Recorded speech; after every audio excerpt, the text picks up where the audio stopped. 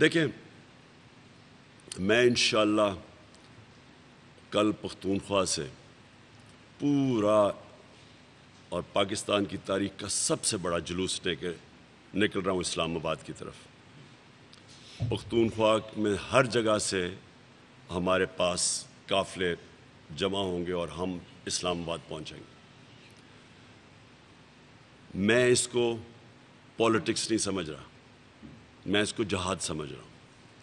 تو میں اپنی قوم کو پہلے تو یہ کہنا چاہتا ہوں کہ اگر آج کسی کو بھی کسی کی اس ملک میں کسی کی جان کو خطرہ ہے نا، وہ میری جان کو خطرہ ہے، لیکن مجھے اس کی کوئی فکر نہیں ہے، کیونکہ میں اس کو جہاد سمجھتا ہوں، میں اس کو پولیٹکس نہیں سمجھ رہا۔ میں سمجھتا ہوں کہ ان چوروں کی جو امریکہ لے کے آیا، یہ چور صرف اس لیے کہ یہ ساری چیزیں ان کی مانیں گے، یہ ان کے غلام ہیں، ان کے لیڈرز کے پیسے باہر پڑے ہوئے ہیں۔ جس طرح 10 سال میں جو 400 ڈرون اٹیکس ہوئے ان دونوں کے دوران، شریف کے اور زرداری کے 400 ڈرون اٹیکس ہوئے، ایک دفعہ ان کے منہ سے ایک لفظ نہیں نکلا، کیونکہ ان کو خوف تھا کہ کچھ بولیں گے تو ان کے پیسے پکڑیں گے، جس طرح آج روسیوں کے پیسے پکڑ رہے ہیں مغرب کے اندر، جو ان کے آف شور اکاؤنٹس، ان کی پراپرٹیز پڑی ہیں۔ یہ لوگ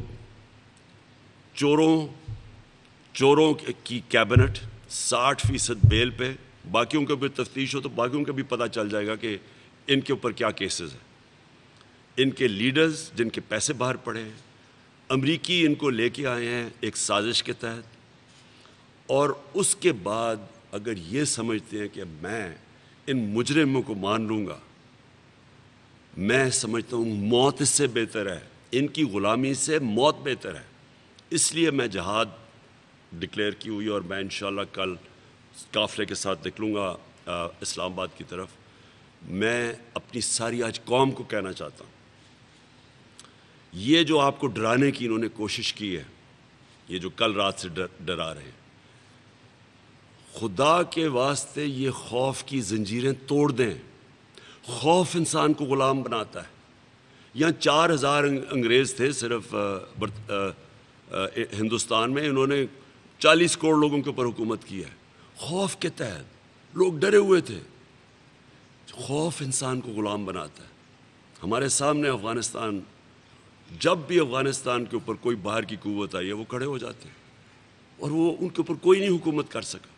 سپر پاورز کو وہ شکست دے چکے ہیں، ہار نہیں مانتے وہ، کیونکہ انہوں نے خوف کے اوپر قابو پایا ہوا ہے۔ ہم 22 کروڑ لوگ کیا ان چوروں کے نیچے ہم ان کی حکومت تسلیم کریں گے اس لیے کہ ہمیں ڈر ہے ہمیں جیل میں نہ ڈال دیں؟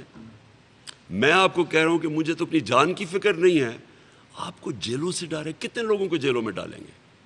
بتائیے کتنے لوگ جیلوں میں چلے جائیں گے؟